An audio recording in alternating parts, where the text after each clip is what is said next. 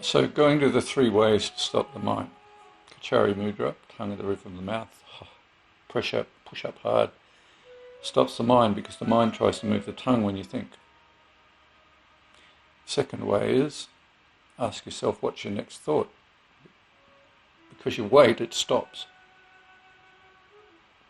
Third way comes from the 9th century, in a book called the Vijnana Bhairava, which is 108 dharanas, or techniques to meditate. 108 of them. You only need one, any one of them. Well, I've used this one for years. You take a thing, take it out of the space, and you hold the space. Very simple. So we use the way the mind works to use this particular dharana. The mind works by visualization. So what we do is we deliberately visualize an orange or a fruit, some fruit you might like. If you're not good at visualizing inside your head, then visualize it on the table. Take the thing out of the space it's in. Close your eyes if you need it on the table. Or if you can do it inside your mind, behind your eyes, you can do it inside your head. Close your eyes before you do it. Take the orange out of the space or the fruit or whatever you visualize. Hold the space with your will. In other words, remember it was in there and hold it. The imprint is the emptiness the thing was in, like a cup, for example. You can't know a cup without... I don't know if I've got a cup here or not. Let's have a look. No, there's no cups here. Well, never mind. A cup. You can't have a cup without an inside and an outside. So, if you take away the outside, there's no inside. Take away the inside, you're going to smash the cup. So you need the inside and the outside. The cup is the consciousness, not the inside or the outside. Inside and outside is space. No cup, no space. No space, no cup. Okay? So, with this visualization, you take away the cup. You just remember it had an inside and an outside.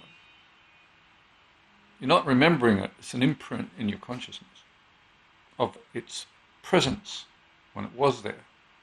Now that is what you're holding on to with your will. Now, who is choosing to hold that space cannot be found. Can't find that. That's the void consciousness. As I said, I was in that space for 25 years with my consciousness. Empty. Void. Infinite. No one there. Nothing. Buddhist void. Sunya.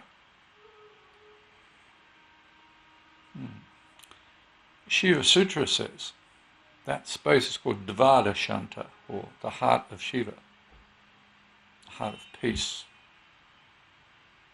the heart of existence, the source of being, that emptiness. But it's the same space that's contiguous through the atoms. And it's what's conscious of our thoughts in us, of the consciousness in us. The flowing data through our minds is flowing through space. It's pretty obvious. The space is conscious as it's flowing through. It's like water down a river, the banks feel it, washes them away. There's a man standing on the bank. Let's think of a lahar, a volcanic flood set off by a volcano. Trees, rocks, everything's going down this thing. Man, it's the most diabolical thing you've ever seen. You stand on the edge, you're fine. You jump in there, no matter if you're, Olympic gold medalist swimmer, you're going to die. Not because you can't swim, but because the debris is going to kill you. You're not going to survive, man. No. So, consciousness is like that. If you stand in the awareness, that's the bank. Watch it flow by.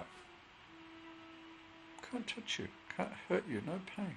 That's not being aloof or detached. That's recognizing it for what it is, a flow. You stand on the ground of your own awareness. Not on the ground of something moving down the river like a rock tumbling over, because you get tumbled, you get squished. You're going to die. So, stand on the edge of the river of consciousness, watch it. That's called witnessing consciousness. There are many masters who talk about that, witness. but it needs something to witness, to be witnessing. Right? To be the witness, that's an identification that I am witnessing. I, this mental me, this idea of I.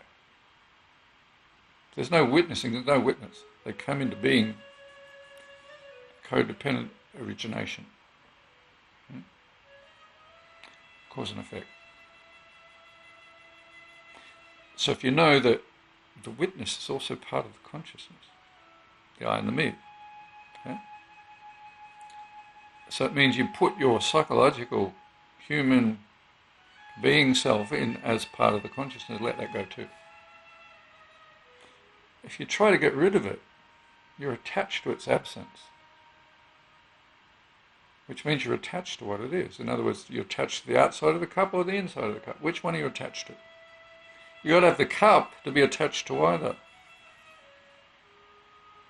So therefore you can't get rid of yourself. You can't get rid of your attachment to anything if you think you need it gone.